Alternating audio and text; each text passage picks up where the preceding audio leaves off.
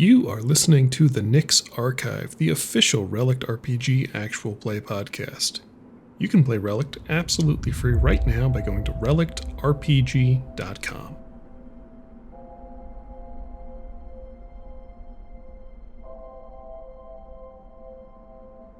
Welcome back to the Nyx Archive, everybody. We are here with my favorite people in the world, Miss Maddie Hammond. Hello, I'm playing Farah. And, of course, Marissa Montero. I'm not playing Skink. I am Skink. Marissa is, in fact, a goblin. And, a lot of people don't know this, a necromancer. Also plays the ukulele. You wouldn't expect that, but I believe Skink does as well. Ukulele necromancer. Yeah.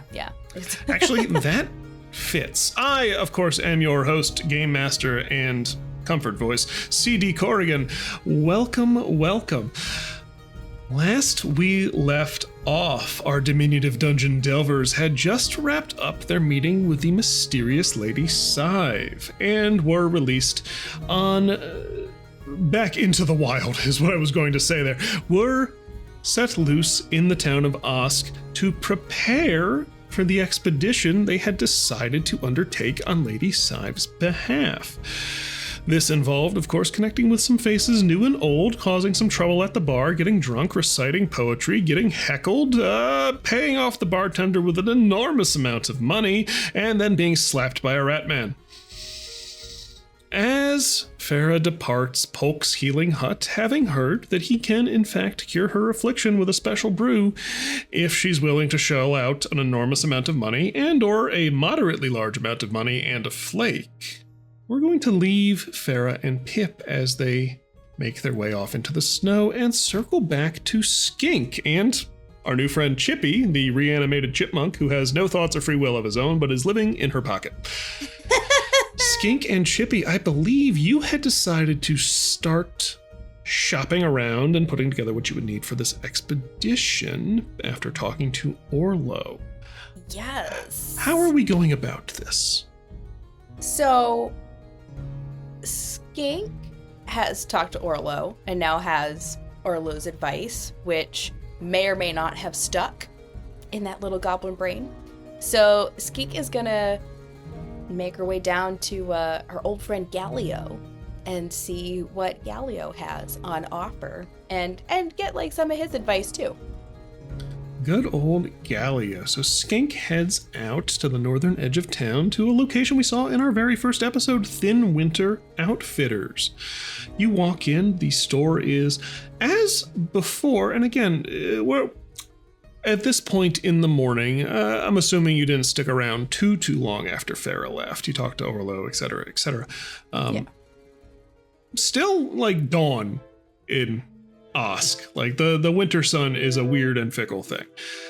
Heading into the Thin Winter Outfitters, this place is marked apart, as always, by being not blisteringly warmed on the inside. Like, no one is going through an enormous effort to stoke a fire, light a hearth, and bring the store up to temperature, because Galio is a Gaian. He is a part mineral, naturalistic looking type person. He's, literally made of, like, biological material in rock and ice. But he is, in fact, smoking like a chimney. When you walk in, he is standing behind his counter. He has got a pipe that splits into two bowls and is sitting there, and he goes, "Skink, good to see you again." Galio! He takes a big old mouthful and fills the room with what you're detecting is a pungent mix of two different smoking weeds. Go ahead and roll it. I'm going to say you can roll a fortitude or a knowledge check for me right now.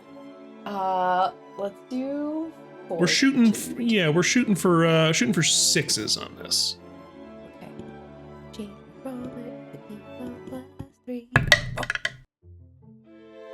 It's just 6. It's just 6. Hey, that's perfect. You get a whiff of this and you're like, if I combined those two things, I'm not 100% sure what they are, I would be off my ass. Just don't know what he's mixing up over there, but it is strong. Wow. Galio looks completely unfazed. He's just, how you doing? This It's so much fun. Isn't it though? It's Yeah. so much fun. You know And what's Go can ahead. I just yeah. say, you just look so cool. I feel cooler. I really do. What's crazy, actually, I initially thought I was going to start selling more like smoking accoutrement and everything. It's where I got the fancy pipe and everything. But for some reason, since I picked this up a couple of days ago, all of my customers have been buying me out of snacks.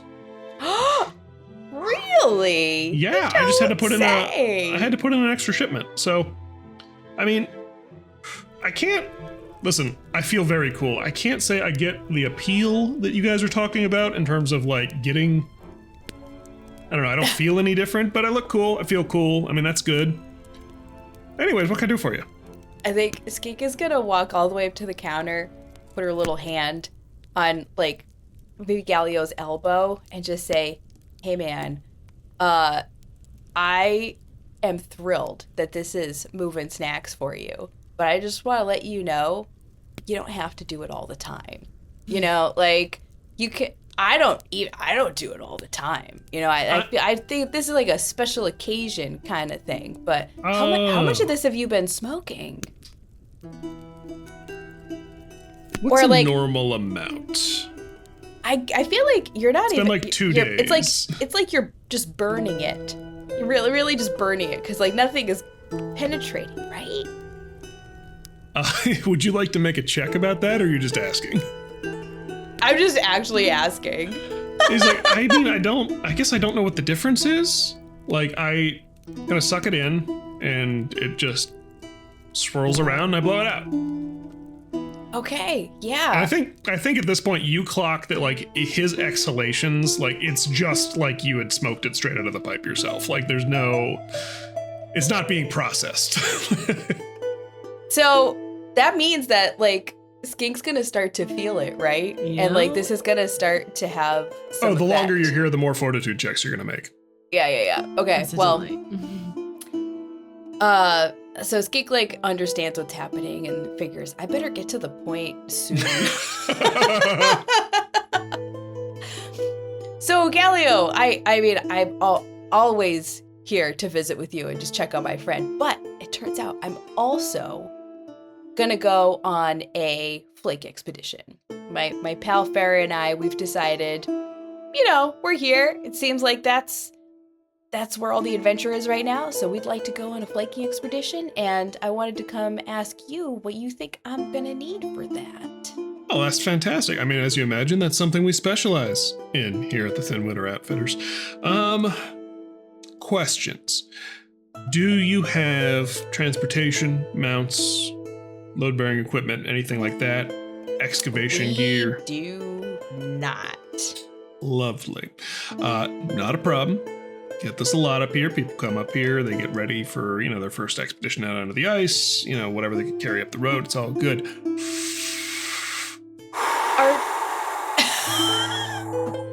Is that something that we could like borrow for a while and give back? Do you rent equipment? I do rent equipment, in fact. So I've got a couple of, well, it depends on how you want to go about this, right? So where are you headed? We figure we're gonna go up where Chester was, since they found a big vein over there. That's like the general idea. Towards the mountains?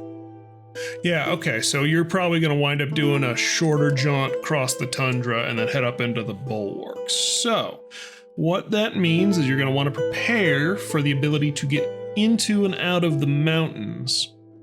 And then you've got the other problem of hauling things back and forth across the tundra. It's really two different sets of challenges, right? So he's sitting there and he's talking you through, and basically what he's explaining is like you're gonna want probably a sled or multiple. It depends on how many animals you want to take. You can, if you don't want to deal with animals, opt to just get a sled that you guys pull. Slightly different design. It's gonna be a lot more taxing on you, but obviously cheaper and easier to maintain. In terms of animals, there's only so many that'll help you get across the ice there. The most preferred one is something called a Barith. We've mentioned these before. These are kind of a low-slung polar bear or walrus type critter that you can ride or use to tow. There are a couple, like you could get a true dog sled team as well. That's going to be a lot faster, but maybe a little bit more limited. You might need multiple sleds to carry the same amount of stuff as a Bereth, right? Dogs, faster, more flexible, probably actually run you a little bit cheaper, and less chance that the dogs are going to be a problem.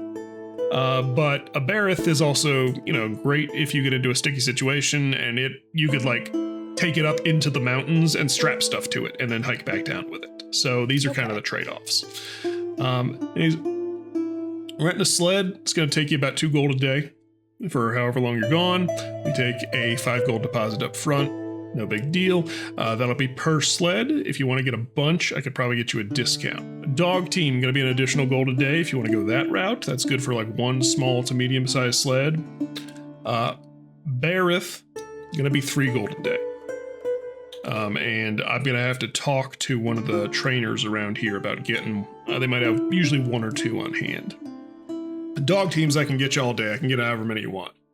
Okay. And how many days does it typically take to get there? How much time are we spending traveling versus actually getting our flakes? So based on the conversation you had with Lady Sive, you're looking at probably 3 days good weather on the tundra and another 3 or 4 up into the mountains to get to where you're actually going to. Okay. So he'll, if you give so him it's a week of, so it's minimum a week of travel to get there. Yeah. And then time spent there and then another week to get back. Yes. So that's 14, or maybe call it it's 2 weeks of travel plus however much time we spend there, and we could end up having problems. Could always have problems. Be out there a couple of days. You two planning to go solo, or not solo, duo? Are you two planning to go duo, or are you gonna hire on a team to come with you? Teams are expensive, Galio, and I trust Farrah with my life. We're a good team. We're a good team. Teams are expensive, although you can usually get a pretty good discount if you agree to cut people in on the take. Yeah. That's we'll consider it. High risk, high reward type approach. Yeah. Let me think what else. You'll need, I can put together a basic kit for you of just stuff you'll need to survive out on the ice, fire making, shelter. You look good on personal clothes, but you'll probably want a couple extra layers to take out there. I deal with expeditions all the time, so I've got a basic package I can put together. Okay. 2 people run you about 30 gold for everything you need to be out there for up to a month, no problem. Okay. I can do extra provisions and everything on that if you want. And at this point, the DM will remind you that you do have the Lady Sive black card as well. We do. Skink's just doing some math and just figuring things out. She implied there was a limit as to how many places she was willing to front you, so you might decide we'll pay for Galio stuff, but if you want new weapons and armor, use that there or whatever. So just putting it out there. Like I said, I could put together a basic kit for you. That's no problem. I do that all the time. It's most of my business, actually. And then I kind of refer people out for the sleds and the animals and all that kind of thing. All right. I assume you're going to need mining equipment as well? Oh, yeah. Definitely a couple of axes, for sure. All right. Yeah, I can get you some ice picks, climbing gear, axes, all that kind of stuff. I'll include the climbing stuff in the main kit. If you want stuff to dig out flakes, there's some specialized tools that I use, different alloys and everything to prevent sparks and flash off and that sort of deal. I can put that in as part of your kit for 2 people. Just put an extra 5 gold on there. We'll call it even. Sounds good. The equipment you're buying outright. The sleds and the animals and everything, we'll do a rental package. The equipment, I can't really reuse most of it. I can maybe buy some of it back if it comes back in good condition, but a lot of times it gets torn up in the field and it's easier to replace it. All right. Skink is doing a bunch of math, doing math in her head faces. Just yeah, a beautiful. It's like the meme of the blonde woman with all the equations, just doing all that, and then go ahead and make a fortitude save for me. And another one? Yeah. You're shooting for a 9.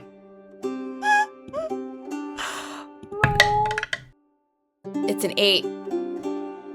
Those equations are starting to get a little bit topsy-turvy. As you're just like, oh, yes. Yeah, I know numbers. Numbers good. And then Skink is like, wait a minute. And just reaches into her pocket, pulls out the little black coin, and then like does that thing where you like slap it onto the counter and slide it across to say like, does this mean anything to you? Galio stops. And he just sort of like puts the pipe down and he leaves it burning. Just puts it down. It's just smoking on the edge of the counter over there like an incense burner. He just goes, You're working with Besive. All right.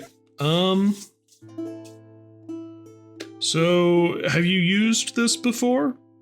To be honest, Galio, I really don't want to use it, but I trust you as my friend.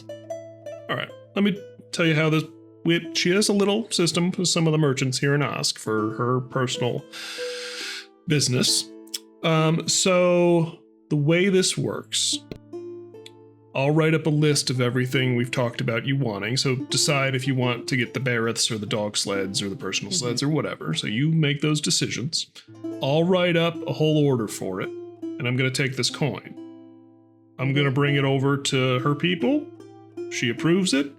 And then she'll cover all the bills and expenses. And you can come pick up that stuff here whenever you're ready. But I am going to take the coin though. So if you want to use it somewhere else, it doesn't just... stay in circulation. Galio, if you don't sell it, I probably don't need it. I'm gonna put that on my sign. Skink, you've been wildly good. He picks the pipe back up, like, wildly good for my business this week. Excellent. So, Skink, you also... I'm just going to say, as you're sitting there talking, he's got what looks to be some sort of dried meat that is also like kind of like a poutine-esque dip snack for sale in little jars up on his counter. Like beef jerky and... Like beef jerky and poutine. Like it doesn't... It's like the equivalent of gas station roller food up here. But if you're hiking on the ice, it's a lot of fat and calories just right there. Something in your past visit you probably would have snubbed even with your appetites. But right now it looks like the most delicious thing you've ever seen. All right. So Skink is feeling good about the choices and says... All right, Galio, so on that black coin, you're going to put the pack for 2 people. Lovely. With all of the ice picks and axes and everything. We're going to get a sled. We're going to take a Barreth. Gonna take a Barreth with a sled for the Barreth. Perfect. Yeah, I will also include some extra like climbing gear and like ways to like lash things to the Barreth and everything. That'll all be in there. You'll be set. Pack will have your shelter, food, all that good stuff, and we'll have it all packed up on the sled for you, ready to go. Sled will be here.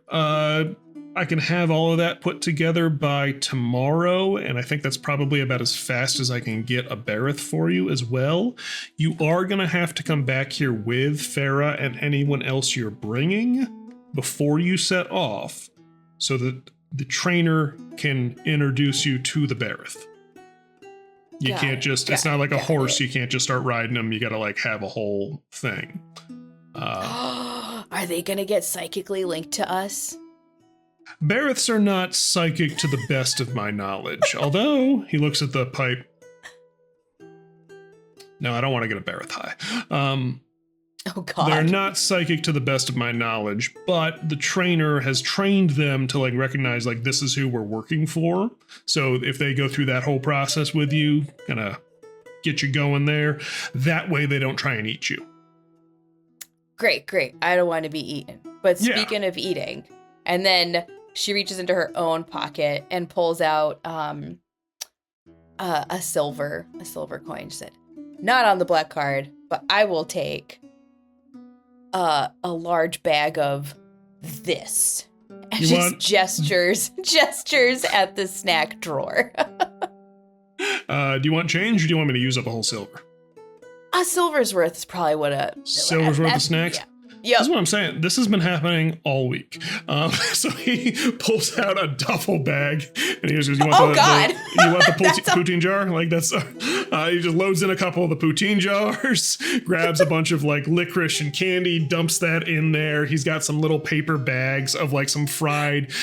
It looks like blubber fried pita or something. Like kind of a weird like Arctic non-bread situation. Like that goes in there. There's something that smells like spicy and garlicky. There's something which you look and see, it actually looks suspiciously like a more dried out version of whatever Tenners is making. Like he's been keeping pieces off the cuts and like curing them a little bit as like an on the go snack. So like that goes in there and he's just like, "All right, that's about a silver's worth. That look good to you?" Skink just nods like, "Yep." He hands you like it's like 3 pounds of snacks. Like It's just, like way more than Skink thought they were gonna get, yeah. but is like, sure, yeah, I'm rolling with this. That's This has been- absolutely what I meant. I might start a snack cart. Like this has been happening all week. It's been crazy. I've been talking to all of the local restaurants about getting just some little finger foods and everything in here. I don't know what's happening, but I like it. So do we. Yeah. Speak yeah. for all of us and say we like it. Go ahead and make another fortitude check for me. Target 11. 8. You are having a good day talking to your friend Galio.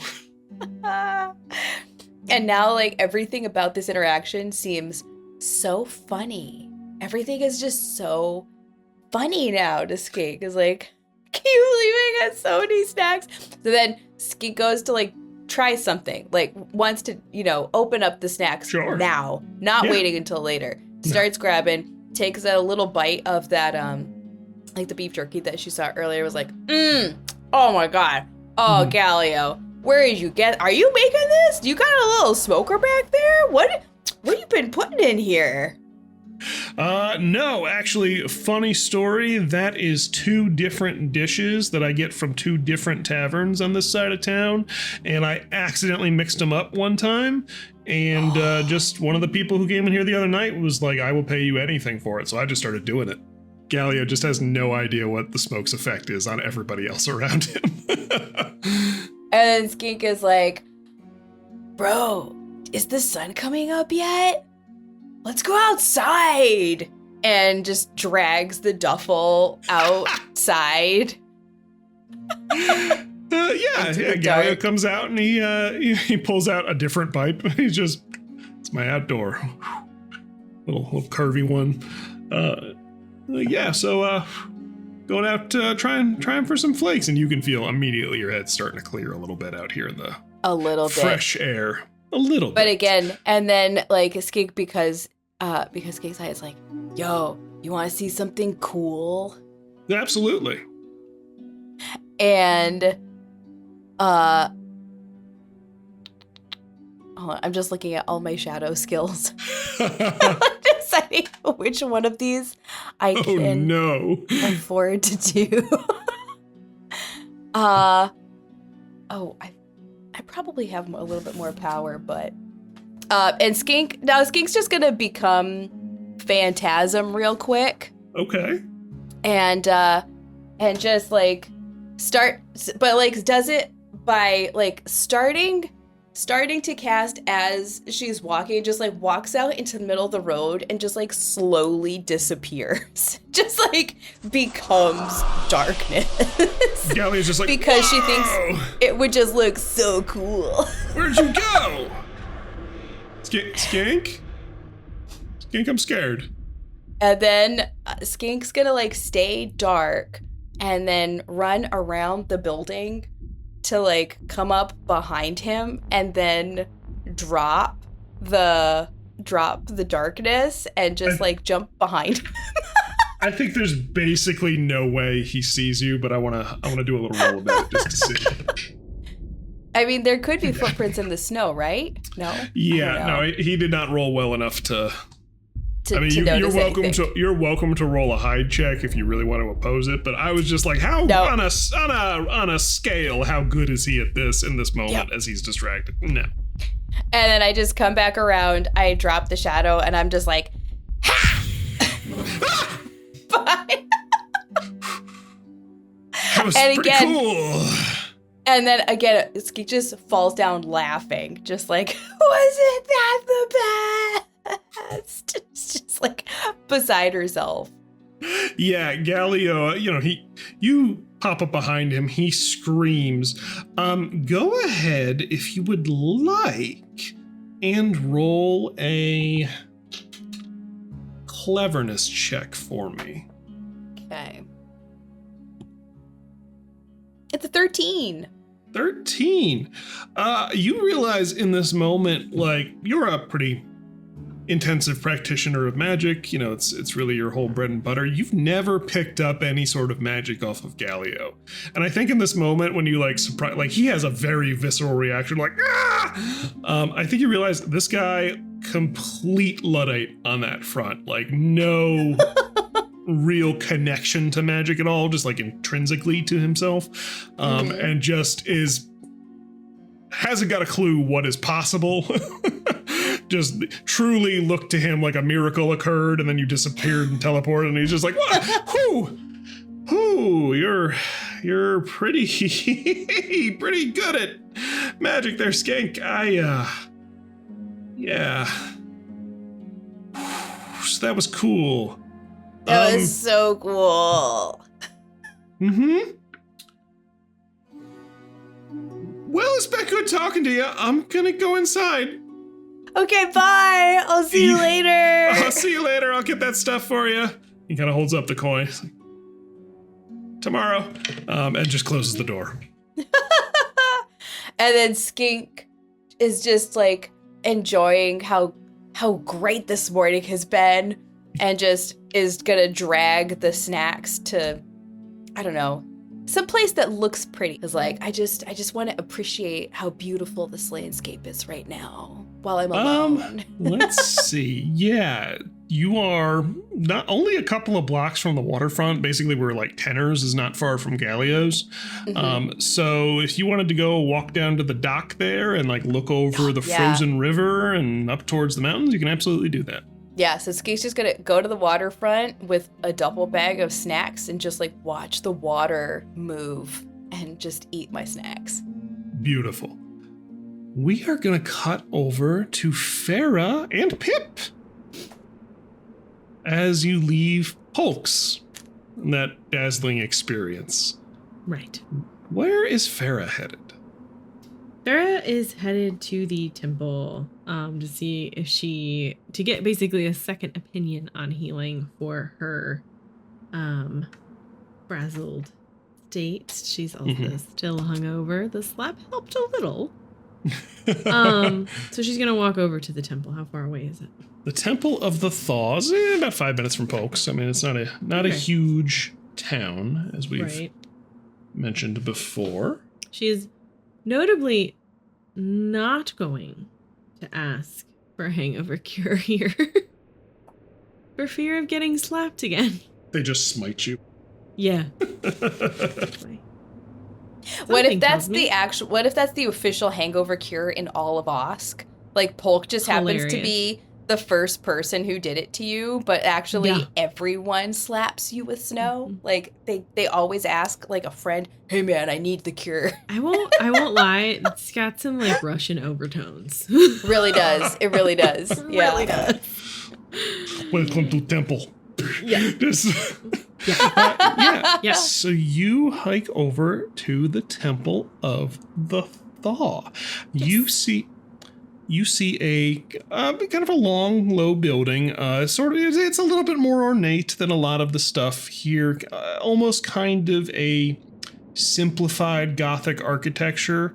They were still going for a lot of that arching and swooping and buttressing, but also materials not easy to come by up here. So they were just well, it's the gist. So peaked roof, slate tiled, shingled roof, different arches and spires kind of set along, little faux crenellations along like the roof line and the corners and everything. These big stained glass windows that glow with this soft firelight set inside this thing. But the most striking element you can see as you approach this building, peeking up from behind the roof, behind what you assume is like the main hall, the main sanctuary, peeking up from like an inner courtyard, you see a crown of green leaves. Oh, wow. Ooh, that's unusual that there's stuff growing here. So can I walk just up to the door and I don't know, is it open or? You push the door open and walk into the Temple of the Thaw. Inside is a long sanctuary, pretty standard, rows of pews kind of set off at like a chevron angle, all facing towards a central dais upon which a fountain of sparkling water is steaming, and sort of filling the air with just a fine mist up towards the front there. Vaulted ceilings the whole way down, and the meager... Actually, you would clock, no check necessary, the sunlight in here that is filtering through the stained glass, almost like dormers set into the roof up here, is much brighter than the actual available sunlight that is outside. It seems like a summer's day in here, almost. Awesome. Would I know, and do I need to do a check for it, if it was magically created? I mean, I feel like I'm observing that. I feel like you can do a check if you want to get into like the specifics and the mechanics of it, but in terms of just being like, nope, that's magic, no check necessary. I think that's very obvious. I don't think she would try to figure out how it works at this point. Is Farah familiar with this temple and their like deities at all? That will be a knowledge check, and let's see if Farah pops off a 30 again. Every time deep lore and world building comes up, Farah's just like, what if I knew everything? What if I knew it all? No, we shall see. Now that we've said that, I'll probably roll low. This is a knowledge, you said? Yeah. Oh, I cursed myself. That is a nat 1, with 3 added to it, so it's a 4. Nope. Not familiar. Don't know a thing. This is like when you drive cross country and you're like, man, I don't recognize any of these gas stations. Okay. Yeah. All right. Do I see anybody in there? You do not see anyone in the sanctuary right now, but you can hear some voices conversing kind of like from down, like there's the main dais, and then like behind it you can see it kind of drops down into like 2 hallways that go off like away from the main sanctuary, like the main entrance area. So you hear some voices coming from like around the corner. Okay, I'm gonna seek out the owners of those voices. Okay. You make your way through the pews, the aisles, and around this steaming dais, and you see this is this big like alabaster basin, and there's this little tiny fountain. It's not like a huge Bellagio type deal. It's just this little effect of water kind of like churning itself, and as it does, like this light warm mist is filling the area and kind of matriculating through these rays of sunlight. You walk past that, and you see that the temple goes off into smaller rooms, probably offices, dormitories, that sort of thing back here. You can smell the aroma of like not an active currently kitchen, but like a meal was cooked here probably not too long ago, kind of wafting down from one direction. And as you round the corner, there are a pair of people standing there conversing. One of them you recognize as one of the young men who was with Estelle Quick the day that she came with her retinue to kind of interview you about Chester's murder. And the other one is a person who you haven't seen before. She's wearing, she's, first of all, very tall. This woman looks to be about 6'4" without the horns. So looking up for you. You see a very beautiful, slightly older fiendling woman with this kind of light to deep blue skin. This rack of like pronged elk's horns coming off of her head, and her skin is streaked through with these veins of like brighter white. Almost in like a fracturing pattern almost. These blazing like crystal bright blue eyes genuinely give off like a small amount of light. And she is standing there in these extremely fine gossamer bright white robes that kind of fade off to this light sort of ice blue down towards the bottom in this like gradient pattern, embroidered with this fine golden thread and these intricate little patterns here, with sort of a more ornate collar around her neck. And these two are just sitting there, and she said, "All right, thank you very much. Tell Miss Quick I'll be there." And then the younger man heads off back deeper into the temple, and she looks to you and says, "Hello, miss. How may I help you?" Excuse me, I'm sorry to bother you, but I'm looking for a healer to help with a affliction I'm currently suffering. I am rattled. I was involved in that, well, not intentionally, but not by choice, involved in the explosion that occurred at the Long Hall. Oh, I'm terribly sorry to hear that. Most of our... well, I can see to you myself. I'm Vesper Castillo. I'm the High Priestess of the temple here. Vesper, it's nice to meet you, thank you. Fantastic. I'm Farah. Farah, it's a pleasure. I'm sorry to hear that you were wrapped up in that. Actually, most of my acolytes are currently tending to people who were injured in that incident. So it's good that you're here. How are you feeling otherwise? Any nausea, vomiting, any sort of terrible secondary effects? I may have drank too much last night, and I'm a little hungover, but I don't need to be slapped. Have you been to see Polk? Yeah. Always fascinating. I wasn't going to slap you. Charge extra for that. But little joke. Okay, let's get you seen here. Would you wait. How much does it cost? So healing at the temple is free, but we do encourage donation of some sort. It helps keep things going. I can act as a catalyst for your healing journey here in the light of our I don't remember the god's name, in the light of Solita, but I cannot, in fact, I do nothing myself, so it's a matter of offering some donation to the church of whatever your means are, but then an act of benediction at the altar itself, and we will see how that is received, and we can go from there. Okay. Have you ever been to a temple before? I mean, I've been to other temples? Temples elsewhere. Right, of course. Yeah, of course. We get a lot of people first time in a temple of Solita up here. Do you know anything about our goddess? I do not. Okay.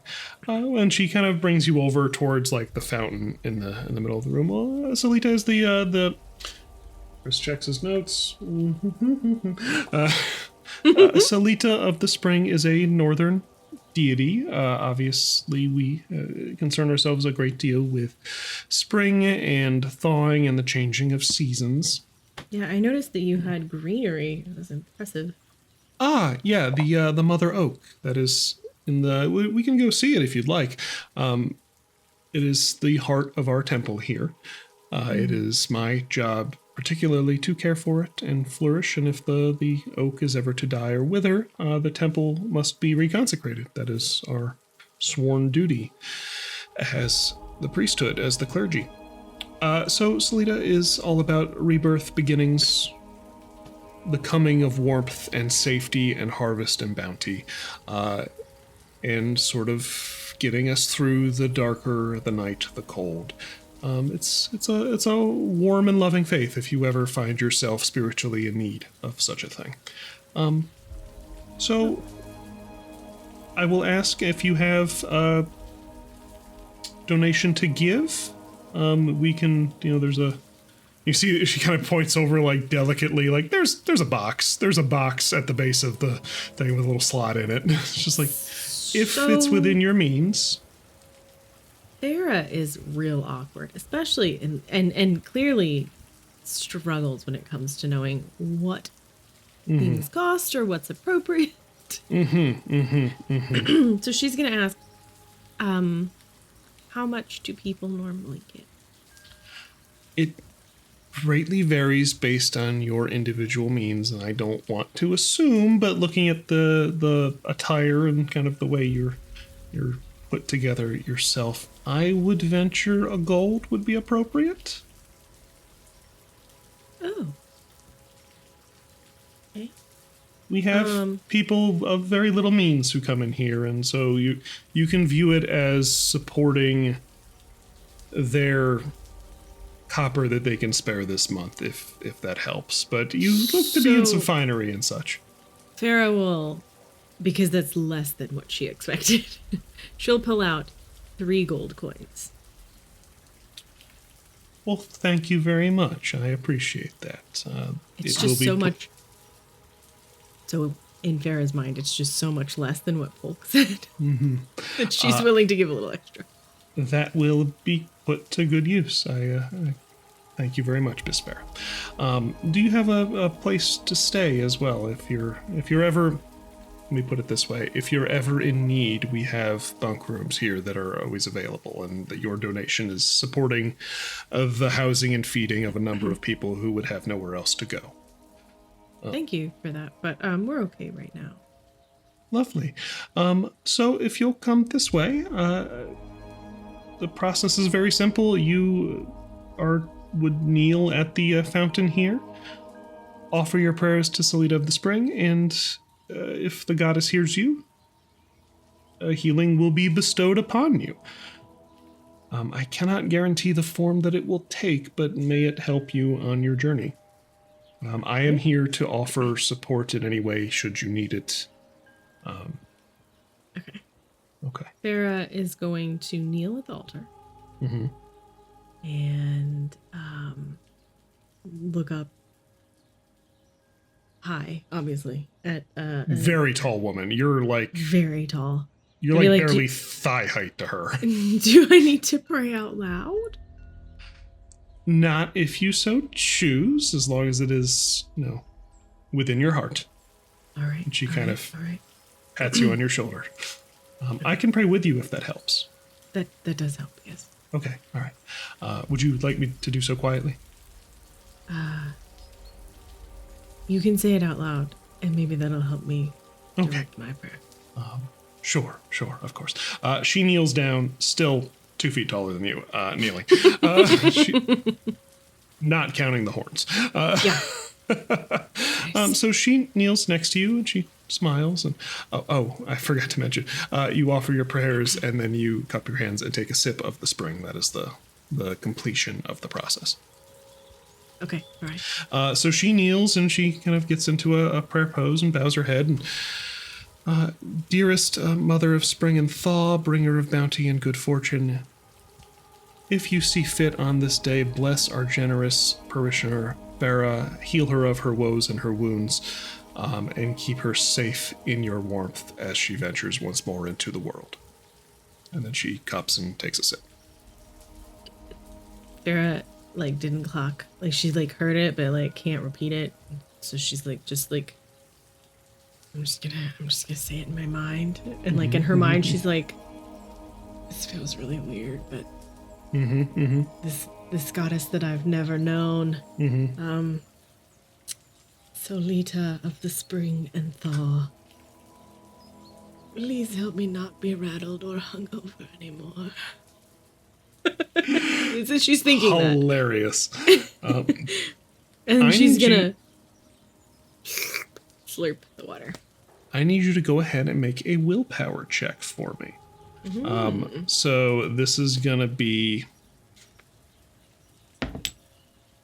There's going to be an effect at a 7, there's going to be an effect at a 10, there's going to be one at a 13, and so on. Like for every 3, it'll be an additional thing. And I will say, you can add 3 more to your score than you normally would. Okay. Your donation. So,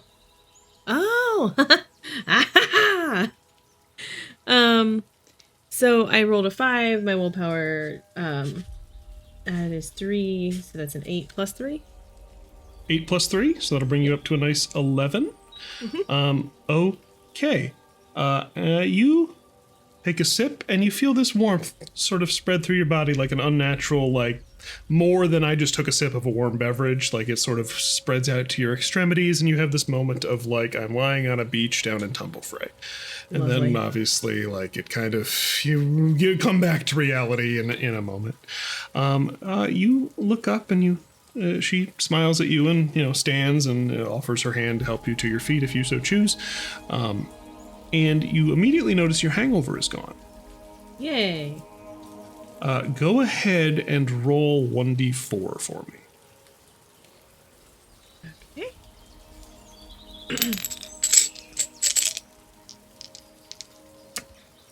Oh, it's a 1. Oh, that's actually good in this instance. Okay. Yeah, I didn't explain that well. Normally a high roll is better, but in this instance, we were rolling for how many days this was going to take. You feel the effects of your injuries in the fight weighing a little bit less upon you. Mechanically speaking, in a day, that will go away. For the next day, you're going to remain rattled, but after your next night's rest, it will be gone effectively. I'm making a note for myself.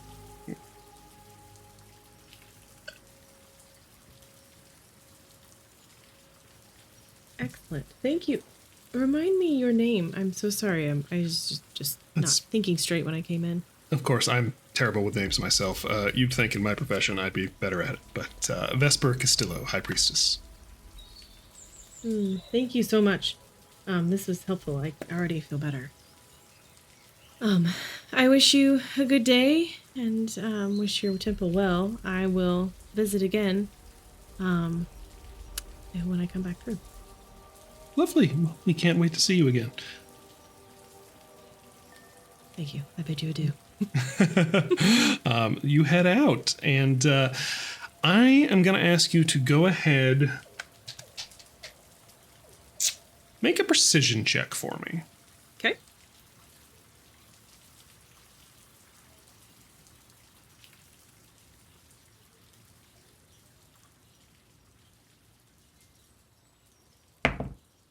Oh my goodness. This needs to go to dice jail. That was a nat 1. Plus 1 is 2. Clung, clung, clung, clung. As you are walking out, you hear a voice behind you go, Miss Farah. You turn to see Estelle Quick stepping out of the rear. May I have a word with you? Of course. Hey there, this is your friendly neighborhood game master CD Corrigan dropping in midway through the episode to say a very heartfelt thank you from myself, Maddie, and Marissa for your support and listenership of the Nyx Archive. One of the things I am most proud of on this show has been the incredible music and sound effects that we've been able to pull together to bring our episodes to life. Nearly every single sound effect and all of these awesome musical tracks that you have heard in the Nyx Archive thus far have come from Monument Studios, and we are so happy to announce them as our first official sponsor. If you want to bring your TTRPG experience to life for your home games or your own productions, head on over to monumentstudios.net and use code NYX, N-Y-X, to get 10% off any order. I was so happy to get this sponsorship opportunity because this is truly a product that I was 100% sold on and actively using on the show before I ever spoke to the creators. So please go forward, tell them we sent you, and enjoy. We are going to cut away from Farah and head back over to Skink. Skink, the contact high is wearing off at this point. As the contact high is wearing off, you're looking at this huge duffel bag of food that you acquired. And you can feel however you feel about that, but I think you're going, I could share this. I could share this. Also, there's no way this was a silver. Wait. Did he oversell me or undersell me? Go ahead and roll a cleverness check for me. We're gonna call this a 9. I got a 4. Baffling. Skink is baffled. Skink is baffled. What would Skink like to do now? You've spoken to Galio, you spoke to Orlo yesterday. Yeah, I mean, I've got a lot of my needs are taken care of. Like the stuff seems to be set. I know that my friend is off getting something done. That's actually, that's Skink's Tinder bio, if anyone's wondering. All of my needs are taken care of. Just You're just for fun. I think Skink is gonna wander around and, it's been a long time, or it feels like it's been a long time since I've seen Roland or found out what happened to those other people. sure. I think Skink wants to go back to the blown up building and is gonna Sure. wander towards the long hall and say like, so what happened here? I mean, I ran away. I don't know. Did they clean it up? Is there a hole there? What happened? So I'm just gonna wander totally. back to the scene of the crime. So you wander back to the long hall, and you do in fact find a building with a giant hole in it, debris sort of scattered throughout the street. Not a lot of OSHA regulations up in Osk, so there's no like keep out hazard tape rope or anything like that. It's just sort of like, listen, common sense. If you wander around in there and the roof falls on you, you die. Like, that's it. There are some looky-loos kind of hanging around, just random townspeople staring at, like, oh, wow, yeah, what happened there? Well, I don't know. I heard that the army invaded and da-da-da. Well, I heard what actually happened was a rampaging Barith ran in here with a bucket full of dynamite and it's just a bunch of like crazy rumors and nonsense flying around. And you do see, if you're like going up and checking out the building itself, you do see Roland inside kind of going through stuff. All right. I think I'm gonna take a piece of, I don't know, maybe one of those little like fish crisps, like you said, like the dried extra pieces that tenders usually get. I'm gonna take one out. I'm still like dragging the duffel bag over one shoulder, but now I've got one in hand, so I'm just gonna like go over there and be like, hey, Roland, you want a snack? He turns and you see he's definitely like, he's all bandaged up on one side, and so he's moving like doing that kind of stiff walk where like half of his body is very clearly like locked and trying not to flex at all, but he's really overcompensating with his one side. Hey, Miss Skink, how you doing? What'd you say? I'm sorry, I missed that. Chris missed it. And Skate goes, well, it looks like you got a lot of hard work going on over here. I was just gonna offer you a little nutritious snack. And she holds out the fish. Hey, yeah, these are great. He pops it in, just downs it, skin and all, just gone. It's good to see you. I wanted to say thank you again for all your help in the shit show the other day. Are you ever gonna recover from this financially? Not even a little bit. No, it's fine. Well, I think the long haul's about had it. I'm gonna be honest with you. I'm kind of just going through and making sure all the valuables are out of here. You do see as you're talking to him, he's actually got his bandolier of flintlocks like under his coat as he's kind of moving around here. He's like, well, it was never really my intention to be a proprietor of a bar up in the middle of nowhere forever. I mean, I've got plenty saved away. I'll be all right. Where are you going? I mean, I'll stick around here for a little while. I'm going to heal up, take things easy, see if there's... Miss Ive will have something of use for me to do. She has generously bought out my share of the bar, so I am not personally ruined here, which has really been great. But yeah, I don't know if even with her resources we can justify putting this place back together. We'll see if she wants another tavern. I don't know. I think we kind of ran the course on that one. Personally, that's my vote. Did you love her? Roll a... Oh, my. So this is one of those instances, and this is a thing you do in Relic sometimes. I'm going to say roll a cleverness check. But Okay. if you're looking for something specific that you think a different skill would make more sense for, tell me what that is and we can talk about that. But I think just general social checks usually fall under cleverness. I think that's fair.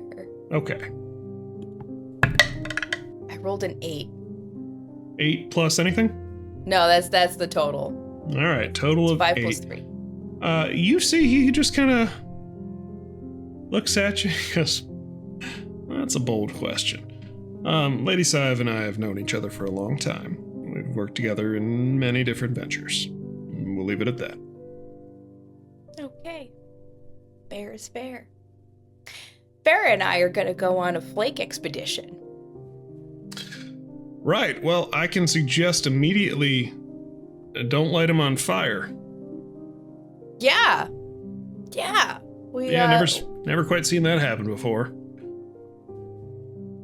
So, where are you staying tonight? Oh, I'm gonna stay at Miss Sive's place. Okay. So, you don't love her, but that's where you're staying. Okay.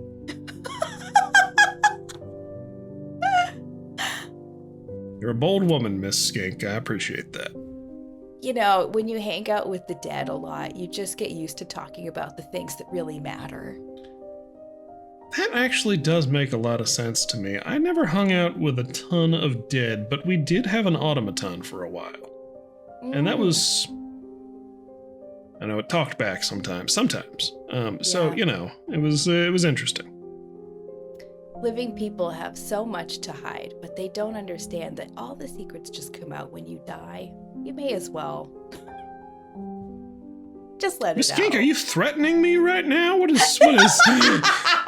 says, Skink just realizes taking that, like... another fish jerky, just like, all right, I mean, sort of kicking a man while he's down here, but I will shoot you. That was very menacing. That was hilarious. I think, like, Skink doesn't realize that it was menacing until Roland pointed that out, and it was like, oh...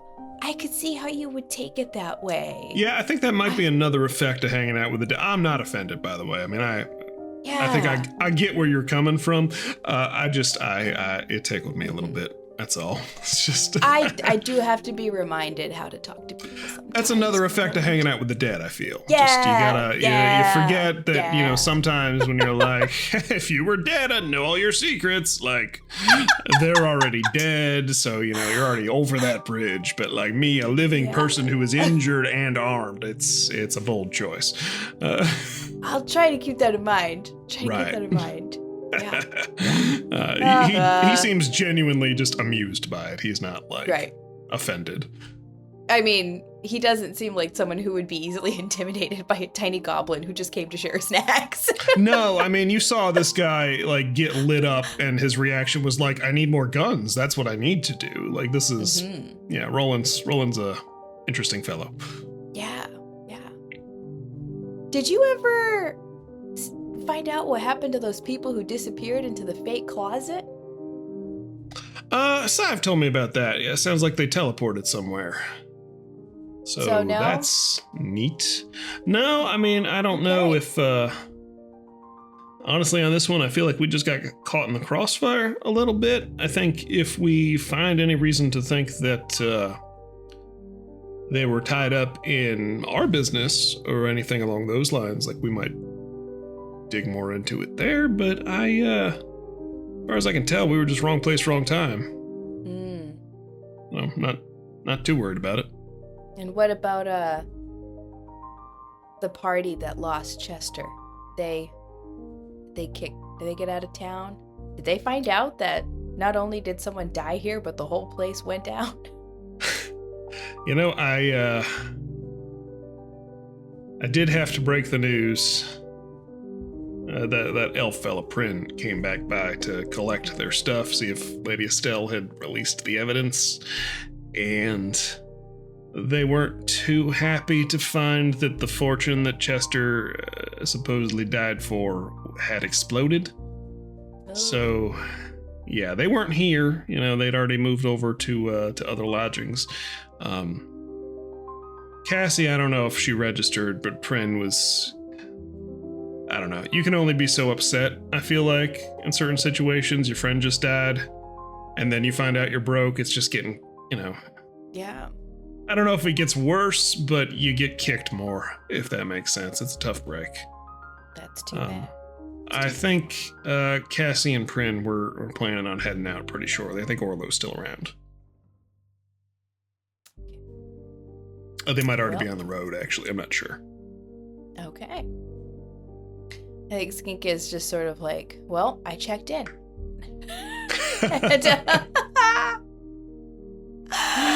Oh. Yeah. Well, I think, I'm real sorry about what happened here, and glad that you're not dead. I am glad you're not dead, Roland. Me too, Miss Skink. I really am. And, you know, the craziest thing, looking back on it, I think I remember there was a moment right at the end where the roof was collapsing, and I swear I heard this little goblin voice telling me I had to get out of the way. Yeah. You've always been a good host, Roland. The world wasn't ready for you to go yet. Yeah, well, you know what? A little, I think a good turn deserves another. I'm kind of in rough shape right now, but if you're going to be going out and causing havoc and everything out on the ice, you might, here. And he takes one of his flintlocks out of his holster and hands it over to you. Oh. Skink wishes that she had something that she could give back, but realizes he probably doesn't want a zombie chipmunk. It's probably not things that like other people actually want. That will in fact go feral once you're like 60 feet away. Right. Yeah. Like Skink has tried that before and found out, you know, the limits of that. And Why does no one like my gifts? Yeah. So Skink is like, thank you. And then just like pulls out one of the canisters, because I think Galio put like entire jars of things in there, like entire cases. And it's just like picks one at random. And I was like, here you go. Why we'll call it a trade. I appreciate that. Thank you. I like these. Yeah. And wait, so okay. Game Master, can you tell me about this flintlock? What is it? How big is it? What's going on? I am pulling the info as we speak. So he has handed you a flintlock handgun. I don't know if Skink is proficient in firearms training, but when we level up, that is... So you can use weapons you're not proficient in. If a weapon requires a perk you do not have, a training perk you do not have, you make attacks with a -4 penalty. So you would roll your d12, subtract 4, and then add, your precision modifier, typically. Okay. So there's that. You are getting a flintlock handgun, which is that one right there. So 75-foot range, 1d8 piercing damage. So you're getting a flintlock handgun, but Roland's is special. It actually has the cold iron modifier, which is right here. So it increases the base cost of the item. When you strike a fey creature with this weapon, it deals an additional ether damage or an additional 1d4 on a critical hit. Cold iron weapons may have other effects and interactions with Fae related things as well, but that's just a little extra sizzle on there.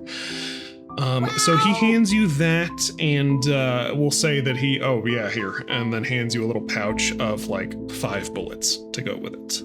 Just basic bullets. Wow. I mean, I was ready to run back to Gallios, waving a gun in my hand, yelling, "I need ammo!" But this is also good. Yeah. Wow. So you have acquired a cold iron flintlock that you don't know how to use. Yeah, absolutely. I think maybe Skink is gonna want to practice. I think Skink is probably gonna wander off with this. I love that we're not gonna call it a gun. We're just gonna call it a flintlock all the time. But I'm just I'm just gonna go take a gun to the outskirts right now. Skink wanders off with a Glock. Just After coming down from a high at like early in the morning, still in the dark of morning, I got really high and then I went to a blown up building and was given a weapon that I can't use. Yeah. What a day. Right. What a day. Absolutely. So, Wait, Skink- are the bullets special? Like they're not iron bullets. No, They're I just like, gave you basic okay. bullets. I think you would know kind of just intuitively, like you can get magical and special bullets and everything, but these are just basic stuff. So like these could be ones that I would practice with and then go get like real bullets later. Yeah, I mean, I think for typically like you'll buy standard bullets, but if you wanted to go seek out like an enchanter or a blacksmith or something like that, you could buy potentially magical ones, special ones, fancy ones. Yeah. Like there's a I think world Skink of options. knows that they're in a world where I have a flintlock, I'm gonna want more than 5 bullets anyway, so I may as well just like use these up. So I think I'm gonna go off and do my own little like private target practice. Lovely. We will return to that bit of danger in a moment, but first, Estelle Quick closes the door behind her. Farah, you find yourself sitting in a room with one small table and a low burning candle set off to one side, and what looks to be a notebook is set out on the table, having already been written in quite extensively and then turned to a fresh page. You can just sort of see the imprints of writing from the other side. Thank you for sitting down with me, Miss Farah. I taken to understanding from other witnesses at the scene that you were present at the Long Hall during the incident yesterday. I was. What can you tell me about what happened there? Well, do you want in all detail? As much as you can recall, for sure. So, we were approaching the building because we had been staying in the Long Hall. We had gone to the hut that sells the absolutely amazing fish. Yes, tenors, I'm aware. Oh my god. Mm-hmm. We had it ready. It was tucked away. We were going to eat it when we got back there. And as we approached the building, literally exploded. I see. Go ahead. Finished. Oh. Do tell. After the explosion and half the building was down, we could see inside. There were mages, I guess you would call them. Spell slinging. Fighting. There was a cave-in. Roland was in trouble. We wanted to help. So Skink and why can I not remember his name? Jet. Sorry. We all went kind of rushed over to help. I don't know how helpful we were. I ran through. I was trying to get to Roland. And I was attacked by 2 of the spell slingers. And I did get injured. But I have some magical ability of my own. So that didn't work out for them. And then, I was mostly focused on getting to Roland at that point. making sure he was okay. I think he's far more capable than really I realized. Probably didn't need my help, but that's okay. Interesting.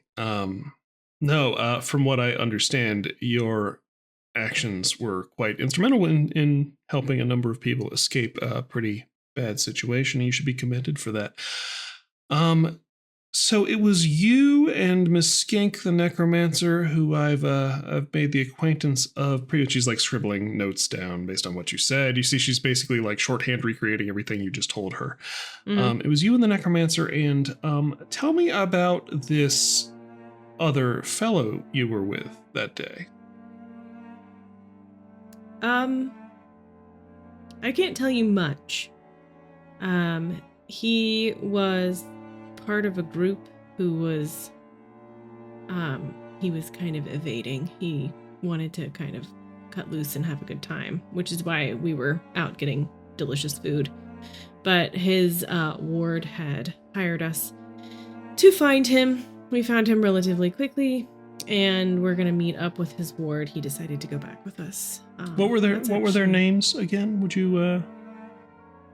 I can help there if you need. Burnskull Brunskill, Was- interesting. was the name of his ward, and his name was Jet. Brunskill and Jet, fascinating. Was there a woman with them as well? Yes, and if I remember correctly, her name was Aurelia. Okay, and you say you had not really met these people, don't know them well. No, I mean, we've only been in town a couple of days. I had bumped into Brunskoll once and knew he was looking for somebody and offered our services to help find him for money, because we take odd jobs like that. So we're getting paid, which he hasn't paid us yet. If you find him, let me know. So we were, that's why we were headed back to the long haul. We had several hours to kill before we were supposed to meet up with his ward. And so we were going to eat fried fish and enjoy ourselves, but it didn't work out. Interesting. All right, tell me again, and then she walks you through effectively the same set of questions, like worded slightly differently. Mhm. This happens 2 or 3 times. She's just Yeah. running you through like the whole day again and again, each time through probing a little bit differently, asking for different follow-up information. So I'm trying to decide how much Farah would be willing to disclose. Mm-hmm.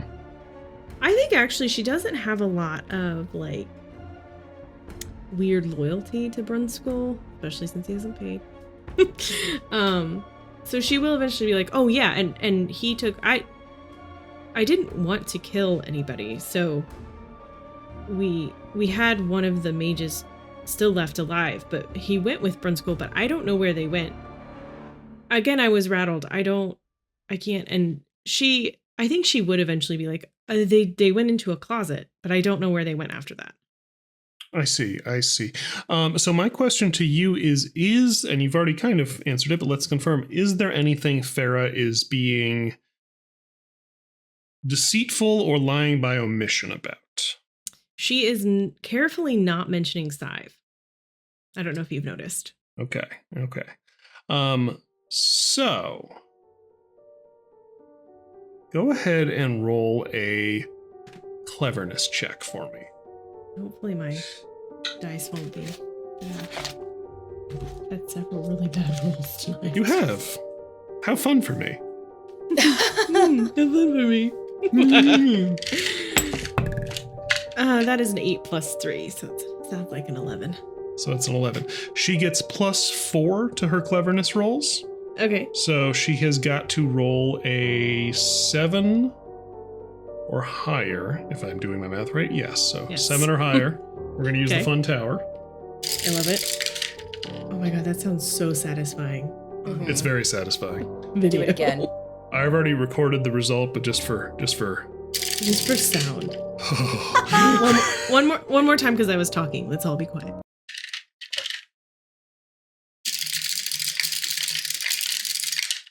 Delicious. I feel like it was longer that time. It's because I dropped 3 in. Oh! Oh, you love us so much. Ladies. Unfortunately, she did roll an 8.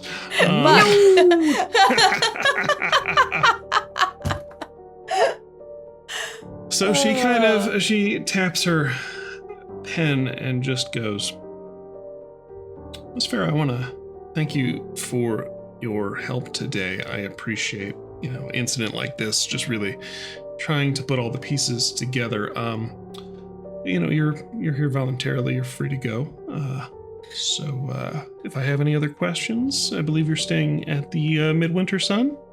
That's correct. Yes. Mm-hmm. Of course. So I'll see you out. And she stands and walks over to the door. Okay. Farah feels like she's walking into a trap, but she's gonna follow. She escorts you to the entrance of the temple. Lovely. Mm-hmm. All right. Miss Farah, if you think of anything else, I work for the Temple of the Thaw. I'm a paladin of the Order of the Thaw. So feel free to come by or leave word, and we'll be in touch. All right. Thank you. Great. Goodbye. I bid you adieu. Adieu. Skink, here's the deal. How many of your bullets do you want to spend practicing? You have 5. And we'll assume the powder amount is included within the unit of a bullet. I think first, Skink just wants to spend 1 bullet finding out if she can figure out how to shoot the gun at all. Okay. So, Skink has no firearms training. This is completely out of her element. She has no martial art training at all. So I think Skink's gonna spend some time just looking at it, turning it over, finding out which parts move, looking at it this looks like a little ball would go here, and is just messing around with it a bunch to see, and very carefully always pointing it away from herself and away from society. That's a good addition to add in this moment as you describe this, for sure. Yeah. Before Skink I make you roll something. Absolutely. Skink is I don't want this to become a problem. And as someone who hangs out with dead people, I know that people die in stupid ways all the time. Yeah. All the time. Okay. Yeah. So Skink is just gonna use 1 first, just to see if I can make it. Should I roll to find out if I can shoot the gun? Yeah, that's gonna happen. But you're going about this in a smart way. You're not just lock and load, fucking firing from the hip. So, okay.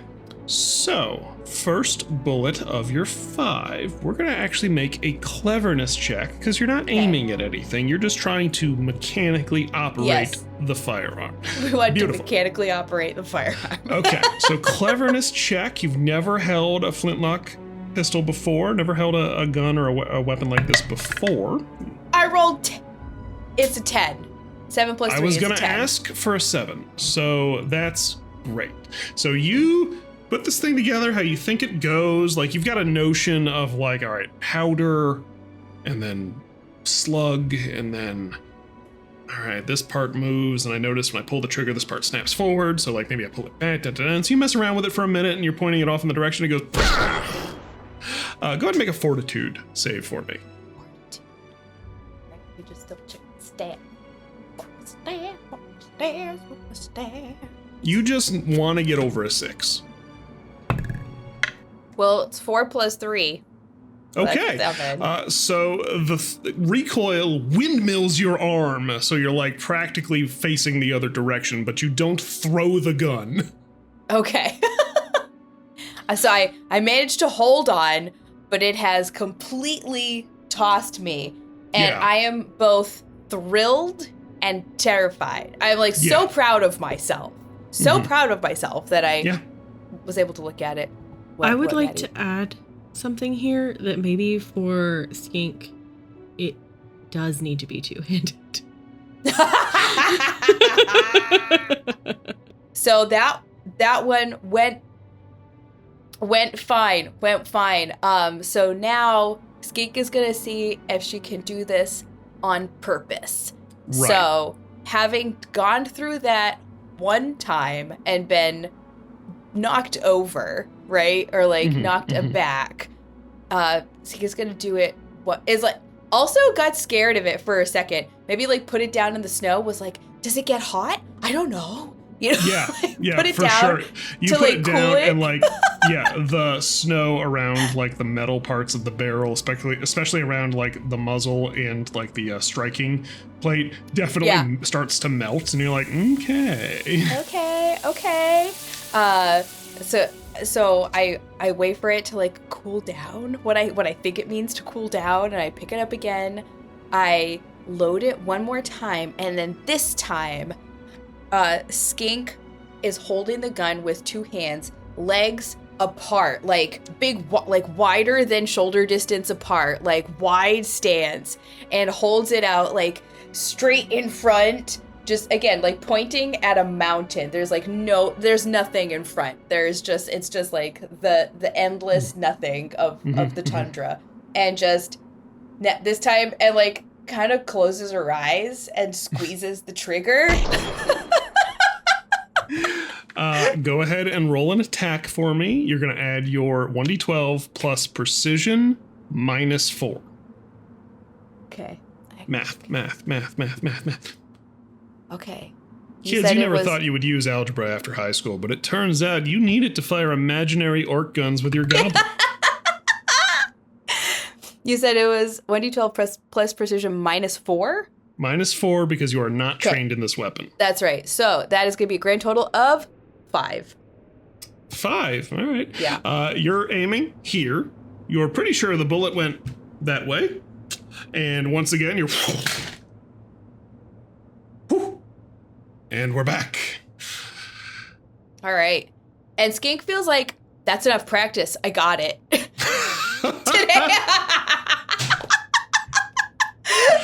Oh my god. Because that feels like aim impossible. At this moment in time, Skink is like, I loaded it, it fires. I'm gonna worry about aim a different day. That is beyond me right now. As long as I can make this thing explode on purpose, that's all I want right now. That's called self-care. That's all right, Skink, I have a question for you. Yeah. How far outside of town did you go to do this? I think pretty far, because Skink didn't want to be embarrassed. And Skink doesn't want to be seen looking like a fool and not knowing how to do this. So I'd say that Skink wandered a good, like, two football fields away, like 200 yards, to, like, you know, make sure that no one was going to see me doing this badly. Like, Skink was, like, worried that if someone saw her doing it bad, someone might take it away. It was like, this is mine now. I'm not letting it go. Roger that. Skink, as you're like, good enough. I made this explode twice on purpose. I feel pretty good. Yep. The ricochet, the recoil has thrown you around. I think you turn back and are just like, I don't know where that went. It's just, it was kind of over there. But as you look out kind of into the mountains in the distance across the windswept snow, frozen tundra, you see a big mass of it moving. And getting closer. No way. And then you hear the roar of an enraged scruff bear barreling towards you. I need you to roll initiative. Oh no. Are you kidding me? Oh. Just go ahead and pull up the scruff bear stats on my other monitor here. I rolled a 4. Okay, so the scruff bear is going to go first. This is a horned scruff bear. Fun creature. This is what I killed Chester. Well, It's what sort maimed of. Chester. He was murdered for other reasons later. I wonder if I can send this. I can send it in the chat. Oh, look at that! Yes, a horned scruff bear. He's so cuddly. It's like if a polar bear were also a goat. Yeah, that's about right. You know what? That has an unsettling amount of toes. It does. It does. The wild thing is, I looked up real polar bears, and their feet are ridiculous. They really look. It's They're- unsettling. They're a Unsettling. toesier sign. Yeah. Okay, so that's a horned scruff bear. Just Wow. gonna review all its abilities here real quick. Okay, so here's the deal. It is going first in initiative. It's coming from a long distance away. Yeah. It's not the fastest creature on Earth. Yeah. We're gonna say it starts when you clock it. Initiative starts. It is. I'm gonna roll for it. Okay, good. It is 80 feet away from you. It's Okay. gonna use its whole first turn, 2 actions to move 40 feet closer. Okay. Now Your it's turn. 40 feet away from me. It's 40 feet away from you. Now it's 40 feet away from me. Oh. Cool. Love this for me. I am. Is it still dark out? What time is it? It's probably light. I mean, it's always kind of Light-ish. dim light up here. It's been a couple hours. We're already getting towards sunset. It's never bright this time of year. Yeah. Mechanically, it's dim light. Maddie has chosen the bear in chat. Yeah. Honestly, yeah. Yeah. I really I want keep- like any of these shadow options to just like let me disappear, but because it's only my secondary, I don't have enough points for this. How much mana do you have? Well, my capacity is 10, Yeah. but something like Wraithwalk costs 14. Right. You do Mhm. have your aura of shadow regardless, so you can just like be in a little pocket of darkness. I can do that. And I was also thinking of using Shadow Meld. I could do that. I mean, I think that's a good first move. Mm-hmm. So, Aura of Darkness first, just to try to disguise myself. And then,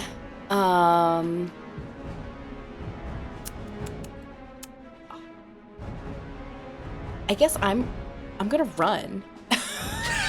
Like, I mean, I don't think I'm gonna get very far, but if I have some time, I think I'm gonna run while I think. Okay. So Okay. I'm dark and I'm moving, Mm-hmm. and while that's happening, I'm like, well, what am I gonna do now? Because Okay. there's no way I'm loading the gun again. No. That's Yeah. not a reliable move. No. Especially, I believe it's reload 2. It takes 2 actions to reload that gun. Okay. So, let's see here. Aura of Shadow is an action, yes? Mm-hmm. Okay. And what is your speed? 30 feet. Your speed is 30 feet. Excellent. So the bear was 40 feet away. Are you booking it just like straight away from the bear? Yeah, back to town. Back to town. Okay, so the bear goes from 40 feet to 70 feet away. Lovely. Okay. That's your turn.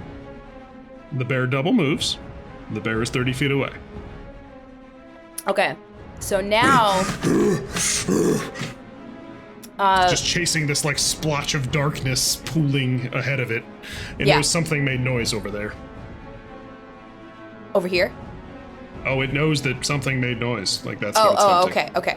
So the next thing I'm gonna do is I'm gonna take out my little zombie chipmunk and send it back to just go mess with it. I don't know, trip it or like crawl in its face. I want to like leave it behind.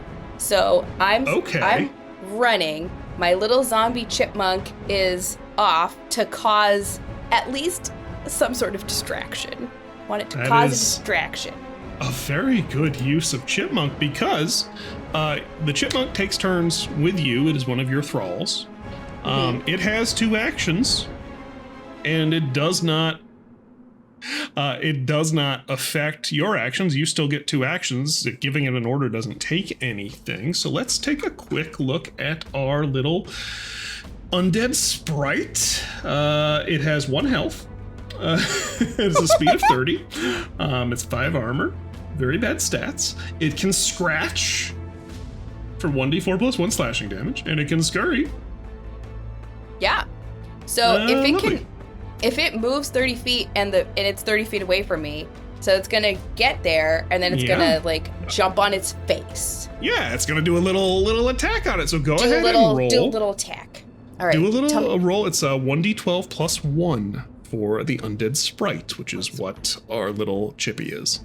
It's only 4 plus 1, so it's 5. 5. What is the bear's armor? Bear's armor is 6. It's a big old bear. It's not hard to hit, but it's bulky. So this thing like scratches at it, and the bear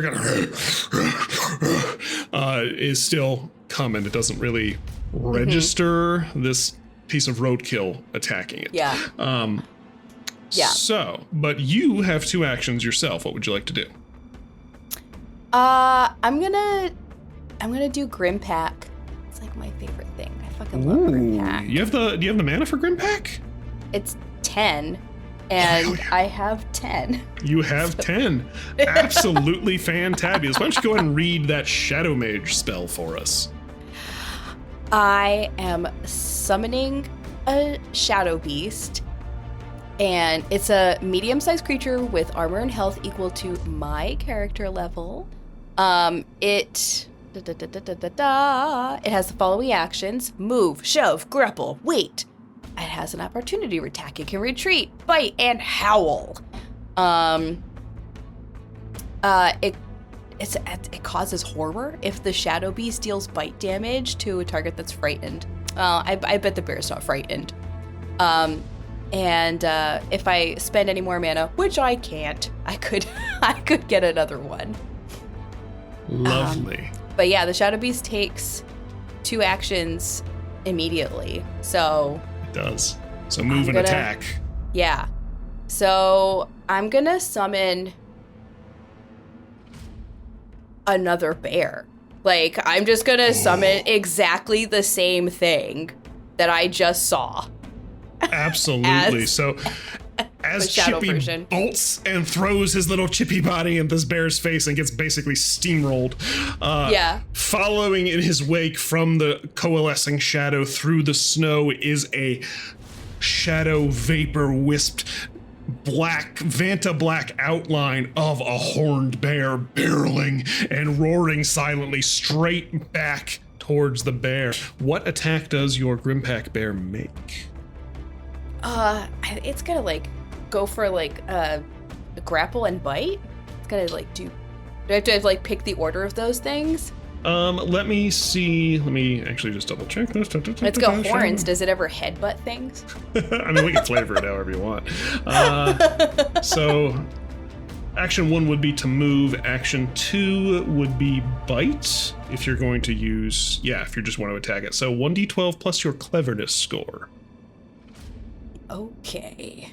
So that's going to be +3. You're shitting me. What'd you roll? It's a 1 + 3. It's only a 4. Do you have any fate points you want to spend? Do I have a fate point? I think you do. I have written down here that I do. Because I remember once I could have gotten one and instead I didn't use it, but I still have one. I'm going to use it. Do it. So, fate point, beautiful options. You have several. I was just looking at the chart. Hold on. Mm-hmm. Yeah. For 1 fate point, you can add 1d6 to an attack or check another creature makes. So the Grimpack would be another creature, so you can add a d6 to it. Oh my god. Rolling the d6. It's a 6. Beautiful. So it goes from a 4 to a 10? Yeah. Beautiful. So a 10 hits. Go ahead and roll your 1d4 piercing plus 1d4 eldritch damage. Thank God. 1d4 piercing plus also another d4 for the... Yeah. Exactly. So it's a 1 on the piercing, but a 4 on the other one. 4 eldritch damage. Beautiful. Yeah. So the Scruff Bear takes 5 damage, several of which is very disconcerting for it. Suffers and just you see it stop and rear up to just get into this like hind-legged slap fight with this shadow bear that you've summoned. That was Grimpack was your action, right? Yeah. Your Grimpack moved, Chippy moved. You still have another action. Do you want to move or do something else? I'm still running. Just booking it. Okay, another 30 feet. Still so running. you are Another going, 30 you're feet. 60 feet away from the bear. The bear is stationary fighting your Grimpack creature Fighting now. the other bear. That's right. So, and Chippy if it notices it. Grimpack disappears at the end of your next turn. It's a temporary summon, Yeah. but if it survives, it does get a whole nother round of attacks that it can potentially do. So the bear is sitting there fighting the shadow monster that has attacked it. It's going to go ahead and take a shot. It's going to roll. I think your armor is like 2, so it definitely hits on that. My armor's 5. Your armor is, but the Grimpack's I think is pretty low. Oh, that's right. Yeah. Because it's your level, right? I was like, huh. Yeah. The armor's so only at 2. 20th level, the armor's 20, and it's this crazy shadow monster. But at level 2, it's pretty weak. So it is going to make a claw attack, deal 1d8 slashing damage. There's a very shallow chance that this thing doesn't kill it. It definitely just blasts through the shadow bear and kills it, but you are a shadow on the horizon that has disappeared into the distance. A shadow bear has just rushed this thing and attacked it. Yeah. I'm gonna roll a cleverness check for the bear now. I think it would have registered that as the threat. So unless this thing gets a very high roll right now, it's probably just gonna be pissed off and not really have, like, it can't see you right now. You're using your aura of shadow, right? Yeah. Okay, it did not blow it out of the water. It got a relatively low roll, and it's not a very clever creature. In fact, it has a +0 to cleverness. So, it...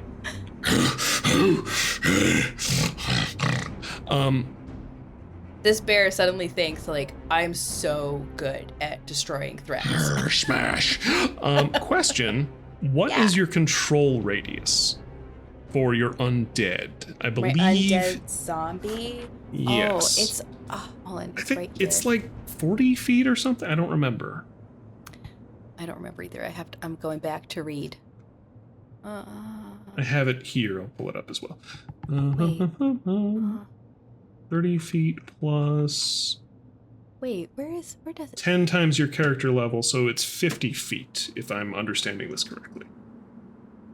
I don't know why I said that. It's 50 feet. I'm 100% sure it's 50 feet. Okay. Because there's no other way you could have buffed it at level 2. So, Chippy is beyond 50 feet now. He's 60 feet out to go attack this thing. So you're going to, as you run away, you feel him kind of slip beyond the edge of your control radius of your necromantic abilities. Go ahead.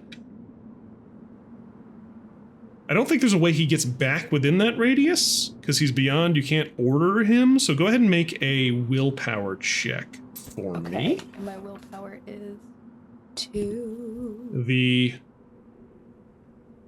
target for this is merely 5. Which is going to be a total of 5. That's all I got. 3 plus 2. Okay. You managed to hang on to that tether of control to Chippy, so you can still give him an order or call him back to you, but if he stays outside of your radius, that check is going to get harder and harder every single round. Okay. Of course, the danger is if you go back towards him, the bear sees you. Well, I'm also nervous about having the chipmunk lead the bear to me. Yeah, so I'm gonna like kiss the air goodbye as I leave this chipmunk behind, assuming that his duty has been done. But like as a parting shot, I'll just have it, like, I'm just gonna send it to harass the bear one more time. Chippy's last stand. Chippy's last stand. we're Go gonna for the eyes. Yeah, we're gonna say you come out of initiative. You're gonna clear. You're gonna be close enough to town, getting away from this bear here. It's Yeah. confused. It doesn't know where you went. It was just attacked by a shadow monster, and now a chipmunk is attacking it. Yeah. Go ahead and roll one last 1d12 plus 1 for Chippy. 1d12 plus 1 for Chippy is gonna be 8. Chippy hits. Roll your damage. It's the D4, right? 1d4 plus 1 slashing. Yeah. 1d4 plus 1. It's gonna be a 3. 3 slashing damage. Beautiful. So as you're heading back to town, you look back over your shoulder and you see this bear has blasted through your Grimpack shadow monster and is just going down, wrestling with this undead chipmunk that it is very quickly tearing to shreds. Of course. It definitely is like rolling backwards in the snow, like a bear fighting a badger kind of deal. Yeah. And It's like a thus- person who got a fly in their face, you know? Yeah, Like- exactly. Thus goeth dear Chippy. Yes. You return to town and leave the bear in your wake. Wow, I got away. Yay! I want to know where you're heading, and Farah, I want to know where you're heading. I think at some point it's logical to assume you would have planned to meet back at the Midwinter Sun, but if you have Yeah. other errands, I don't want to stop you. I think Farah is going to head back to the Midwinter Sun. She doesn't have other errands in that because her goal was to seek out getting healed. I mean, that's definitely where I'm going. Let's see. You're walking back from the temple. Skink, you're running in from the outskirts of town. I think we can hand wave and say if whichever one of you wants to arrive first, but you're definitely getting there within like 5 minutes of each other. And I think I have the shadow on the whole time. Like, I didn't take it off. I got spooked by being chased by a bear. So I'm just like keeping it on. Even as like, I got slower running. Like, I ran out of breath, but I'm still going like as fast as I can. Just this tiny little shadow that's running. And, right. and I'm just gonna like stay in darkness all the way until I get to the room. So I'm going to put a little bit of GM thumb on the scales then and say, Farah, you are settling into the room or to the common room, whichever you so choose. You hear a commotion of people go, what the? And then you look to see a ball of shadow quickly approaching into the Midwinter Sun that you would recognize. I was going to say, I would recognize it as Skink, right? Yeah, for sure. Yeah. Skink, you're wearing your shadows again. Now, was that like a in the middle of the rooms type thing? I'm going to yeah, leave I it to think- Farah. Are you in the common room or are you Yeah, in I the room? I think I'd be in the common room. Okay. So I think Skink had been heading straight for the stairs to their room, and then heard you say that, and like pauses for a second, like I know, just give me a second, and then I like stay in shadow all the way up to the stairs, because first Skink just feels for some reason that like I have to finish this. And like goes up to the room to like take the shadow off, and then comes back down like very slowly, just like slowly down the stairs. So completely composed this time. Like, yeah, but like looking obviously composed, you know, like Yeah, you know, yeah. like Like someone a little who's trying too- to be yeah. composed. Yeah. All right. And slowly walks down the stairs, like holding onto the wall, like kind of out of breath from this run, and comes to sit down next to you. Skink, the last time you came barreling in somewhere with just your shadows, you were literally just in your shadows. How did you lose your clothes? I didn't lose my clothes, but I did almost get killed by a horned bear. Skink, how? Okay. It's perfectly reasonable what happened. And And then I start to like pull out the flintlock, but then I remember that I got in trouble here last time. So I don't pull it out. I just like have my hand on the part of my like clothes or my bag, wherever it is. And I'm like, and I lean in real close. Oh wait, I have whisper. I'm just gonna whisper. I'm just gonna like I love it. use whisper to tell you, Roland gave me a flintlock. What? Yeah. Farah, I have a gun on me right now. I think the nervous laughter I just did would be Farah's reaction as well. She's like, this is what? You're like, that's like a weapon that's like almost as big as you are. I know. Not I really, know. but like the power behind it. What? I know. So I went back to the long hall to like see what was going on over there, to check on things. Roland was there. I shared a snack with him, but Is he doing okay? he's all patched up. Okay. I told Maria I would let her know. I think he's a little disappointed that the long haul came to this kind of end, but he didn't seem that upset. He seems like ready to move on pretty quick. That's good, I suppose. Hey, guess what? And this What? now this is outside of Whisper. Outside of Whisper, I just like lean and tell you, guess where he's staying tonight? Where? Lady Sives. Ooh. I mean, we know. We thought that. Right? We know. Right? Yeah. Right? Yeah. Yeah. Yeah. So, Okay.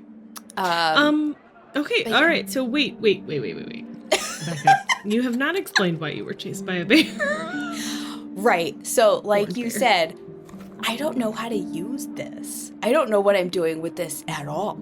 So, I thought for the safety of myself and everybody in Osk, I should go far away from any buildings to see if I could figure out how this works. I mean, that's And smart. I'm very proud of myself. I did shoot it twice, but apparently I must have shot it in the direction of a scruff bear, because it came barreling Alright. at me. Yeah, Okay. How'd you get yeah. away? I ran. I also Oh, sent. you cloaked yourself in shadow. I mean, I don't. Yeah, yeah. Now I understand. Now you understand. No, I summoned a shadow scruff bear to take care of it. That works. Yeah. Farah really, she asked like incredulously, but now like she's thinking about it. She's like, no, Skink is perfectly capable of getting away. Well, I'm glad you made it away. Hey, how are you feeling? Better. And in fact, I think I will recover quicker than I would have. I ended up going to the temple. Polks was very expensive, and he slapped me with some. He slapped you. It's apparently his hangover cure. It was not Oh. nice. Did it work? I mean, I was more alert afterwards. I Oh, will give him that. But then I went to the temple, and the temple was lovely, actually. But I did get caught by Estelle coming out, and I had to relay a bunch of information about what happened at the long haul to her. Which is whatever. do you feel weird about it? No, Estelle seems nice enough. Like, she's doing her job. Mm-hmm. I should try to be helpful. I don't know how helpful I was. I also tried not to compromise Sive. I don't know what Sive's like. I don't know. Yeah. She's our patron right now. She's paying us a lot of money. I don't really want to throw her under the bus. Speaking of which, I utilized our black coin, and I have arranged for us to rent a sled and a barreth, and we've got all of the packing equipment necessary for a flint expedition that should be ready to go tomorrow. You are amazing. That is epic. I think I'll be feeling well enough by tomorrow to go. I do. Yeah. Yeah. The other thing is, people keep saying that sometimes it's good to have a team, but Mm. I I still don't feel good about bringing anybody with us, knowing what we're actually looking for. I know what you mean. I would say maybe the only person that I'd be willing to take with us would be Orlo, because he's been before. Yeah, he's also very expensive. I wonder if we could negotiate having Sive pay Orlo's price, or negotiate with him. I mean, that's what they were doing the first time. Right. That's what they were doing initially. Now, I don't know if he realized it was not for flakes and it was for something else that is anybody listening? Can I do a perception check? Yeah. Precision check, I should say. Go ahead and make a precision check for me. Sorry. I'm using the wrong term. Because, yeah, I took us out of Whisper. The only thing I actually... I am putting this dice in Dice Joe. How'd we do? That would be a nat 1, which is a total of 4. Crowded room. Having a bad night. Yeah. Anyway, I I'm not mean... gonna say anything else. Farrah's Farrah, like, do you want... Should we talk about this upstairs? Yeah. All right. So... I will say, as you guys are like leaving the common room and kind of, wrapping up and heading up the stairs, you do see Orlo in the common room tonight, across, through the fireplace, kind of on the other side of the room. But he's standing and he's, got a tankard in his hand and he's conversing with what looks to be another centaur woman. Is he on a date? She's damn near his size, similarly dressed, long blonde braided hair, more of like a spackled painted pony type coloration to the horse part of her body, but not smaller. Oh my god. I think Skink does that thing where like you lean over to your friend and you're like, hey, look who's over there. Did we want to try to flag him down now, or? I don't know. Do you want to go? Okay. Wait. Let's go go upstairs. talk. Let's go upstairs. and Let's chat. go upstairs. Yeah. So they We're gonna go to our room. upstairs, like two middle school girls. Mhm, And mhm. and then we go upstairs, we close the door, and then we start like frantically whispering to each other, like, okay, so if we ask him to go, we have to ask him secretly, because I still want everybody else to think that we're looking for flakes. I already told him we're looking for flakes.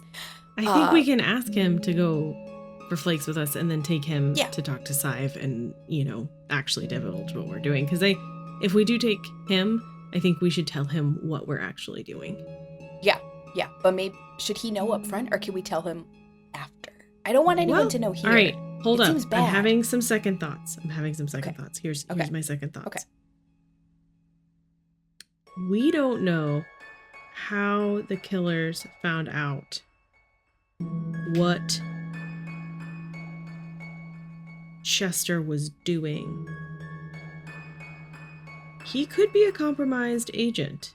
He could be like if we tell him what we're actually after, he could compromise our mission, so to speak. Yeah. I don't. Do we know if we can trust him? I mean, Chester was blabbing a lot that first night, but maybe maybe that whole party was doomed to begin with, and I don't know. We could talk to Sive about it and see if she'd have any problem with Orlo going with us. She might know. She might know. Well, As you guys are having this conversation, there's a knock on your room door. Ooh, I hate it. not again. Okay. Dang it. Uh, I mean, maybe it's Orlo again. It might be a hot I know, centaur. but it would be really funny if it was the same thing. So Skink is gonna go do like a replay. So Skink goes to the door and opens it like the tiniest crack, just like the width of her nose, and just go like, "What?" You open the door, a gigantic horse hoof leading up to a gigantic horse knee that leads up and up to the body of a woman built like Margot Robbie. In this deep V of furs, this long blonde braid, painted pony type coloration, speckled pony. She looks down at you. Margot Robbie, is that buff enough? I'm thinking buff, like Emily Blunt, Edge of Tomorrow buff. Like, Okay. looks down at you and goes, "Hello, I'm Orlo's sister Tola. He says you have job?" It's another odd centaur. Oh my And we're gonna end tonight's episode of the Nyx Archive Stop! on Hot Centaurs. Yes, every time. I love it. Every time. That is actually contractually obligated. We have to end on a Hot Centaur at Wow. least Wow. every third episode. Yep. Thank you so much for joining us this evening, and we'll see you next time.